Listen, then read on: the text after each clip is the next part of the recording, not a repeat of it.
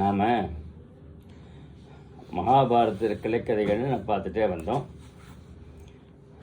இன்னொரு ஒரு கிளைக்கதையை நான் வந்து சொல்கிறேன். எல்லாருமா அதை கேட்கணும். தெரிஞ்சுதா? எல்லாரும் கேட்கணும்.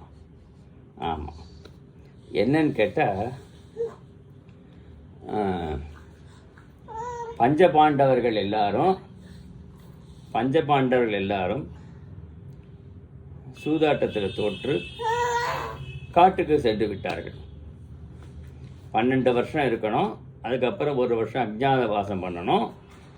அதன் பிறகு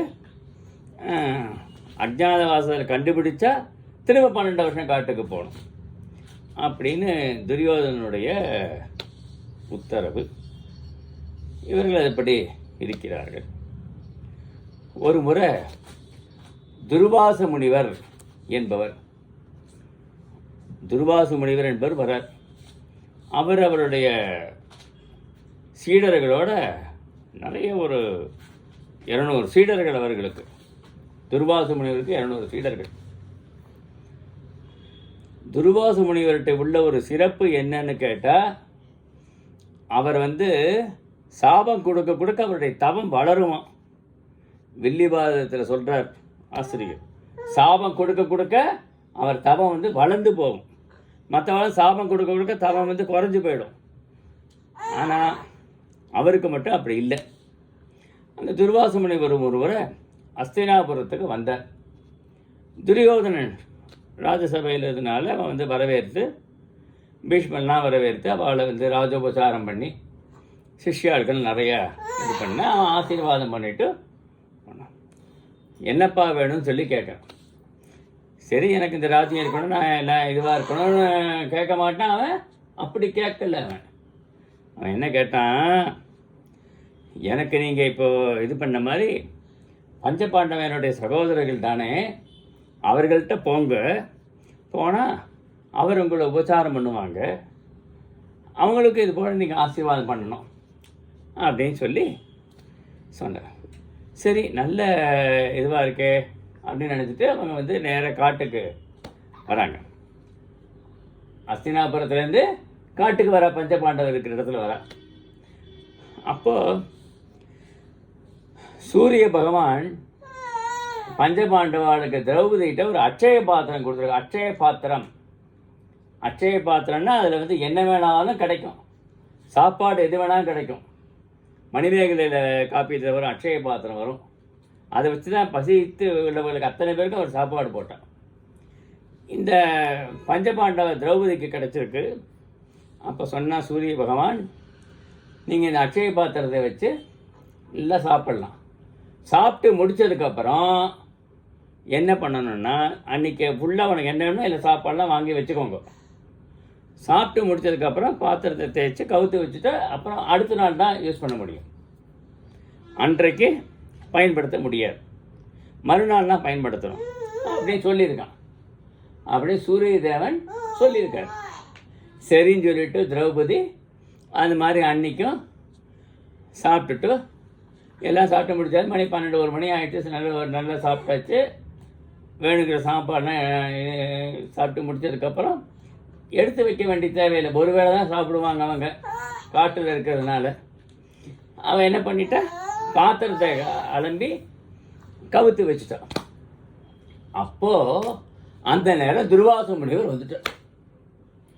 எத்தனை பேர், 200 சீடர்களோட வர்றார். அங்கே 4 வருஷமாக வர்றார்.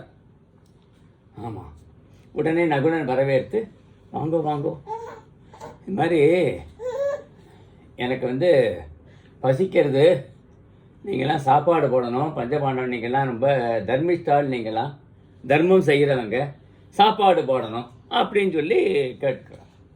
சரின்னு சொல்லிவிட்டு என்ன பண்ணுற, நீங்கள் நீராடு போங்க, கங்கையில் போய் குளிச்சுட்டு வாங்கோ. குளித்து ஜபதமங்கள்லாம் பண்ணுங்க. ஜபதமங்கள்லாம் பண்ணினதுக்கப்புறம் வாங்க, நாங்கள் ரெடி பண்ணுறோம், சாப்பாடு உங்களுக்கு தயார் பண்ணி வைக்கிறோம் அப்படின்னு சொல்லிட்டார் தர்மபுத்திரர். இங்கே உள்ளுக்குள்ள பர்ணசாலைக்கு பார்த்தா திரௌபதிகிட்ட சொன்ன உடனே என்ன இது மாதிரி சொல்லிட்டேலே, துர்வாச முனிவர் ரொம்ப கோபக்காரராச்சே, கோபத்தில் சாபம் கொடுத்து விடுவார். நம்ம என்ன செய்யறது? அட்சய பாத்திரத்தை நான் சாப்பிட்டு முடிச்சதுக்கப்புறம் அலம்பி வச்சுட்டேன், கவுத்து வச்சுட்டேன்னு. அட்சய பாத்திரத்தை சாப்பாடு இது பண்ண முடியாது. நான் என்ன செய்யறது அப்படின்னு கேட்குறேன்.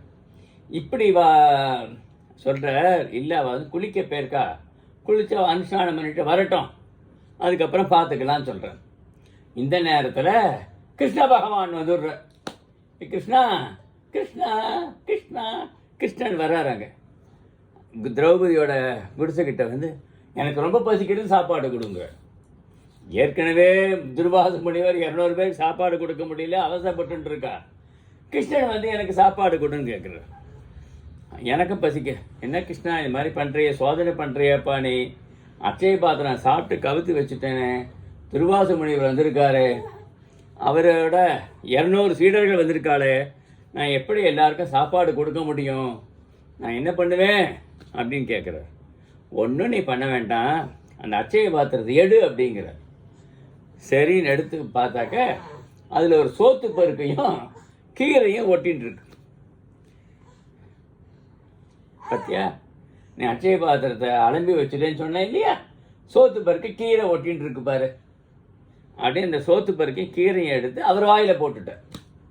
யாரு? கிருஷ்ணன் வாயில் போட்டு சாப்பிட்டுட்டார். இங்கே காவேரி இந்த கங்கை கரைக்கு குளிக்க போனா இல்லையா, துர்வாச முனிவர் 200 சீடர்களுக்கும் சாப்பிட்ட மாதிரி ஆயிடுதா வாழலாம். கிருஷ்ணன் சாப்பிட்டதுனால அவர் தானே பரமாத்மா, அவர் தானே எல்லார் உள்ளத்திலும் இருக்கா இல்லையா? ஆமாம், பேர குழந்தை உன் உள்ளத்திலும் இருக்கா, என் உள்ளத்திலும் இருக்கா, எல்லார் உள்ளத்திலும் இருக்கா. கிருஷ்ணன் பரமாத்மா எல்லார் உள்ளத்திலும் இருப்பதனால அவர் சாப்பிட்ட உடனே அவர்களெலாம் சாப்பிட்ட மாதிரி ஆயிடுது. அங்கேருந்து குளிச்சுவிட்டு ஜபங்கள்லாம் பண்ணிட்டு வரா. தர்மபுத்திரா, வேண்டாம்ப்பா, எங்களுக்கு சாப்பாடு பசியே இல்லை, பசின்னு தான் நாங்கள் போனோம், குளிக்க போனோம், என்ன ஆச்சோ தெரியல, எங்களுக்கு பசியே இல்லாத போயிடுது, பசிக்கவே இல்லை, வயலில் சாப்பிட்ட மாதிரியே ஒரு முடச்சி இருக்கு, எனக்கு பசிக்கு, எனக்கு ஒன்றுமே இன்றைக்கி சாப்பாடுலாம் வேண்டாம் அப்படின்னு உடனே எல்லோரும் சேர்ந்து விழுந்து வணங்குறா. வணங்கின உடனே அவர் வந்து ஆசீர்வாதம் பண்ணுறார். நல்லாப்பா, நல்ல தர்மபுத்திரா, பஞ்ச பாண்டவர்களே, தர்மபுத்திரன், பீமசேன, அர்ஜுனன், நகுலன், சகாதேவன், திரௌபதி, நீங்கள் எல்லாரும் நல்ல க்ஷேமமாக இருக்கணும். நல்லா நீங்கள் வந்து அஜ்ஞாதவாசம் முடிச்சுட்டு போய் நீங்கள் அவர்களோட சண்டை போட்டு போர்க்களத்தில் வெற்றி பெற்று உங்களுடைய அஸ்தினாபுர ராஜ்யத்தை நீங்கள் அடைய வேண்டும், அடைவீர்கள் என்று நான் சொல்கிறேன். இது ஆசீர்வாதம், இது ஆசீர்வாதம் பண்ணிவிட்டு போய்டுறேன். போனதுக்கப்புறம் தான் கிருஷ்ண பரமாத்மா, என்னப்பா நீ வந்து வரலைன்னா நாங்கள் ரொம்ப திண்டாடி போயிருப்போமே, எல்லா கஷ்டத்துக்கும் எனக்கு நீ வந்து கை கொடுக்குறா பத்தியா. அன்றைக்கி வந்து திரௌபதி என்னுடைய சேலையை பிடிச்சி இழுத்தான் துச்சாதனை, அந்த நேரத்தில் கோவிந்தா கோவிந்தான்னு கத்தியனோட நீ தானே வந்து காப்பாற்றின நீ இல்லையா? அதே மாதிரி இப்போவும் என்னை காப்பாற்றுறேன், எப்போவும் நீ எனக்கு துணையாக இருக்கப்பா கிருஷ்ணா. கிருஷ்ணா கிருஷ்ணா கிருஷ்ணா கிருஷ்ணான்னு கிருஷ்ணனை கொண்டாடிட்டு அவள் எல்லாரும் சந்தோஷப்பட, கிருஷ்ணன் நான் போயிட்டு வரேன், நீ எப்போ நினச்சாலும் நான் வருவேன். கிருஷ்ணன் என்ன சொல்கிறார், நீ எப்போ என்னை நினைக்கிறியோ அப்போ நான் வருவேன், உங்களுக்கு உங்களோட பக்கத்திலே இருக்கேன், உங்களுக்கு ஒரு குறையும் இல்லை அப்படின்னு சொல்லி சொல்கிறார். ஓம். இப்படி இது ஒரு மகாபாரதத்தில் ஒரு கிளைக்கதை.